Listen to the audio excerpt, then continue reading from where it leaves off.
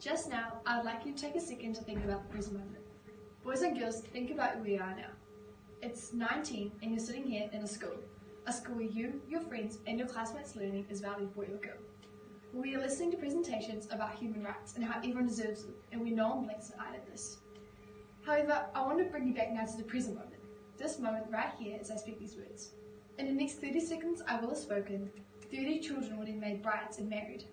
They will now continue a lifetime of strict domestic housework, experience physical, sexual and verbal abuse at the hands of a stranger who is now their husband. In another 60 seconds, a girl or woman will be raped somewhere in the United States, and she will now have to go through many years to a lifetime of dealing with the trauma of this gross human rights violation.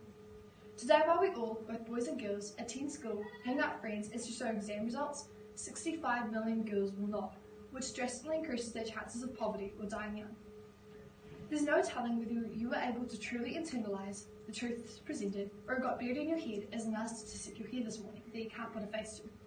But I know I did something, and that's the first step, right? I killed something, temporarily at least. I killed the safe, comfortable bubble that our minds live most of the time, preoccupied with our own life, far away from the lives of others, to experience human rights violations every day. That's fair enough, of course. My brain works the same way. And as the saying goes, if we thought about the world's problems all the time, we'd probably all go mad. But this morning, I want you to go a little mad. I want all of us to experience the death of our comforts together, in all its 4 stages: denial, anger, sadness, and acceptance, to help solve the wahine you know, the wahine of Aotearoa, and the wahine of the wider world. And as they say, the first stage is denial. You might be thinking, denial? I don't deny any of this takes place. But there is still more truths to learn. When my group first started this project on women's rights, we walked in blindly. Our first job was to educate ourselves, not only about the more recognisable global issues regarding women, but issues in New Zealand. Article 3 of the United Nations Declaration of Human Rights states everyone has the right to security of person, yet last year 36,808 women and children were referred to Women's Refuge for help regarding domestic violence, and 1 in 3 women experience physical and or sexual abuse in their lifetime. An uncomfortable truth is, women you know and walk past every day have experienced these violations. Girls sitting in this room will go on to experience these violations. But the hardest thing to comprehend of all is that this abuse is so horrible, yet so normalised because of the culture. The culture every single one of us has at some point contributed to. When we make light of domestic violence or rape, we send the message that violence or rape is to be treated lightly. When we label a woman a slut based on what she wears or how many sexual partners she's had, we validate the people who say a woman is asking to be harassed or abused based on irrelevant things and contribute to victim blaming. When we call a woman a bitch, slut, whore or similar, we dehumanise her.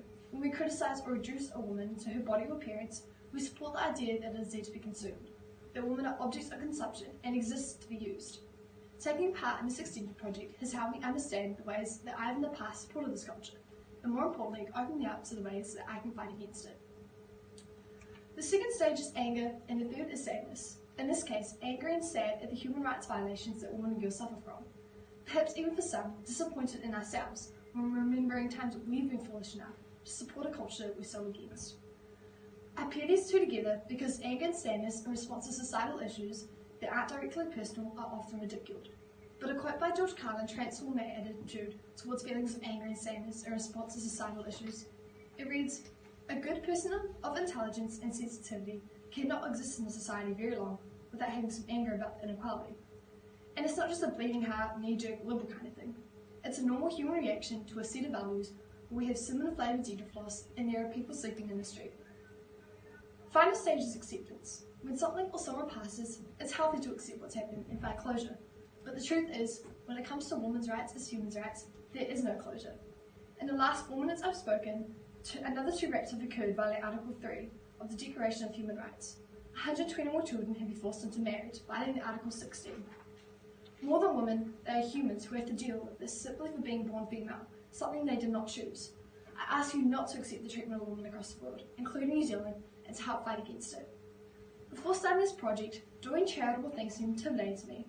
It takes effort and resources I didn't have or weren't willing to give, so I didn't give anything.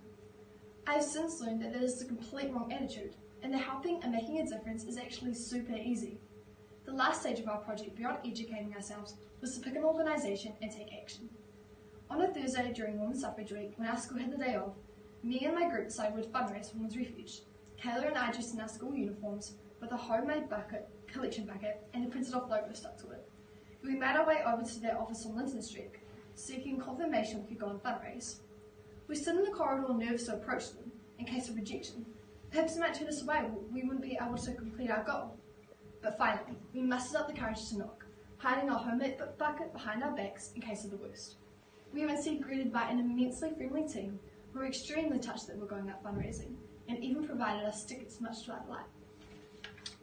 For a few hours, Kayla, Johan, Caleb and I stood in the street corner collecting donations from a diverse range of kind strangers who supported this admirable and hugely important cause. It was really that easy. A few hours out of our day, no money required, and $120.50 gained. We were met with a kind letter of gratitude from Women's Refuge sent to our school. One sentence reads, "The donations we receive are invaluable to us. It is only with this sort of support from organisations and individuals like you that we remain visible." So I extend the invitation, the duty of doing something to you. Contact Women's Refuge through their office, phone or email about fundraising. Donate to them directly. Select a women's rights organisation that you yourself are passionate about and help them. Take it upon yourself to stop supporting misogynistic culture and educate others. Whatever way you do it, do not accept. No reira, tēnā koutou, tēnā koutou, tēnā koutou katoa.